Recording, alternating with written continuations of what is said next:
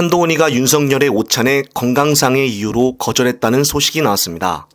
우선 윤석열은 앞서 홍준표를 만나 만찬을 하였고 홍준표에게 총리 제의까지 했다는 충격적인 사실도 드러났는데 일각에서는 완전히 정치 감각을 잃어버린 것이 아니냐라는 말들도 나오고 있었습니다.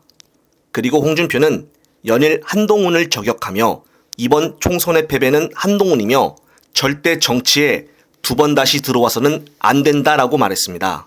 이런 상황에서 한동훈도 자신의 SNS에 글을 올리며 정치인이 배신하지 않아야 할 대상은 여러분 국민뿐이라며 잘못을 바로잡으려는 노력은 배신이 아니라 용기라고 입을 털었습니다. 선거에 진 사람들끼리 서로 잘났다고 변명을 하고 있는 이 가운데 어찌됐든 여론조사 결과도 그렇고 이번 총선의 가장 큰 원인 참패는 윤석열이지 한동훈이 아닙니다.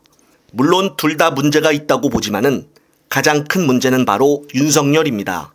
그런데 옆에서 지금 홍준표와 심평이 윤석열을 두둔하며 한동훈의 잘못이라고 계속해서 갈등을 촉진시키고 있는 것입니다. 진보층 지지자들 입장에서 보면은 치고받고 하는 둘싸움을 꿀잼으로 그냥 지켜보면 될 것이며 한동훈이나 윤석열이나 슬슬 특검 받을 준비만 하면 될 것입니다. 그리고 둘의 갈등이 깊어질수록 윤석열의 지지율은 더 떨어질 것으로 보여지는데요. 그 이유는 어찌됐든 한동훈이가 현재 보수층에서는 1위를 달리고 있는 상태이며 현재 한동훈을 좋아하는 지지층들의 입장에서는 윤석열이 홍준표와 원팀이 되어 한동훈을 제거하려고 하네 이런 생각을 하고 있기 때문에 현재 알아본 결과 이제는 윤석열조차 지지를 더 이상 못하겠다 이런 사람들이 대거 늘고 있다는 것이 현실이라는 것입니다. 일각에서는 다 검찰 출신들이라 지금 갈등을 일으키는 것들이 일종의 쇼라고 보는 사람들도 있는데 저는 그렇게 생각하지는 않습니다. 지금 윤과 한은 최고의 갈등 관계에 서 있고 앞으로 그 골이 깊어질수록 윤의 지지율은 더 떨어질 것입니다. 우리 민주 지지층들 입장에서는 윤과 한이 치고받고 싸우든 말든 그런 것은 깊게 생각할 필요가 없습니다. 오로지 윤석열이 내려오기만 하면 되는 것이죠.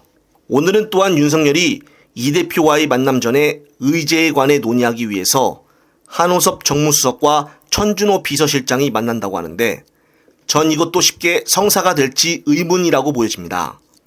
워낙 윤 측에서 이 대표의 제안에는 들은 척도 안 하고 있고 본인 이야기만 하고 있기 때문이죠. 미리 언론에서는 먼저 대통령실의 생각이 25만 원 지원금은 택도 없으며 최상병과 김건희 특검법도 수용 불가라고 말하고 있는 상황입니다. 이런 막대먹은 거만한 태도는 무슨 행동일까요? 이런 식이면은 이번 영수회담은 이루어질 필요가 없어 보입니다.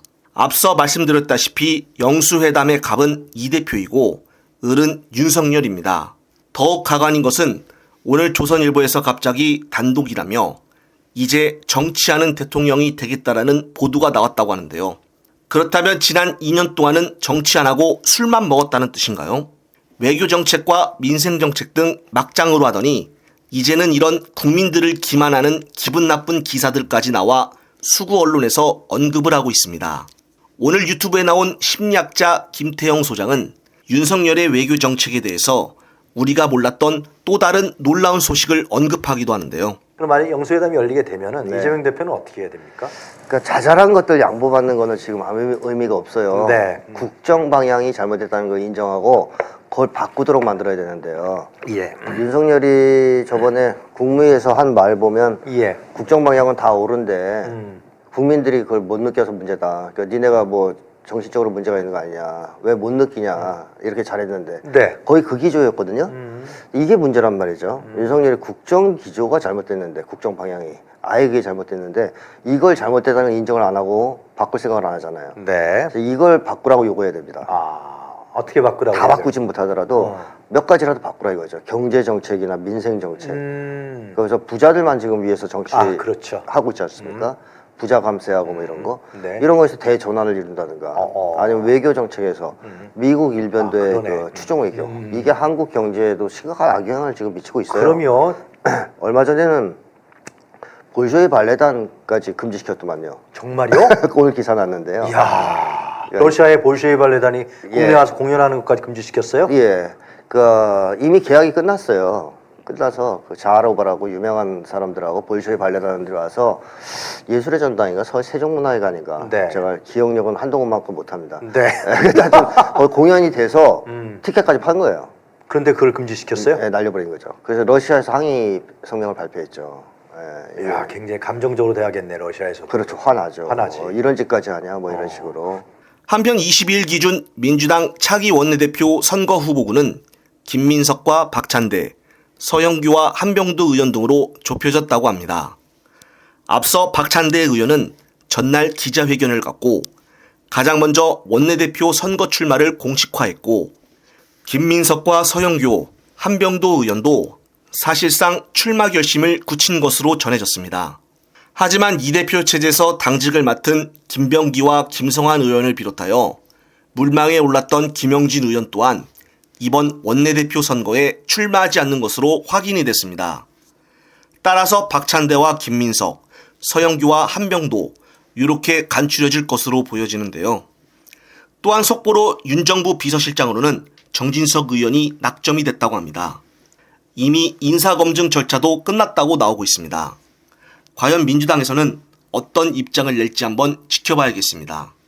한편 이번 22대 총선에서 부산 사하굴 지역구에서 낙선한 민주당 인재 이재성 씨가 아침 유튜브에 출연하여 자신의 정치 행보에 대해 확실한 입장을 밝혔는데 정말로 기쁜 소식입니다. 관련된 영상 보시면서 이번 편 마무리하겠습니다.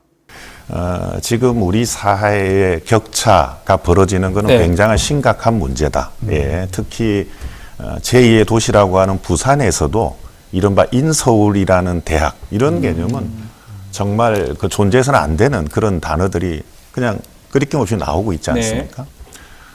성공 사례가 반드시 나와야 된다는 생각이 컸었고요. 네. 제가 지역에서의 성공 사례를 만들겠다는 도전은 실패했지만 이번에 어쨌든 범야권 확실한 여소야대가 됐고 또 무능하고 오만한 대통령이라는 심판이 이루어졌지 않습니까?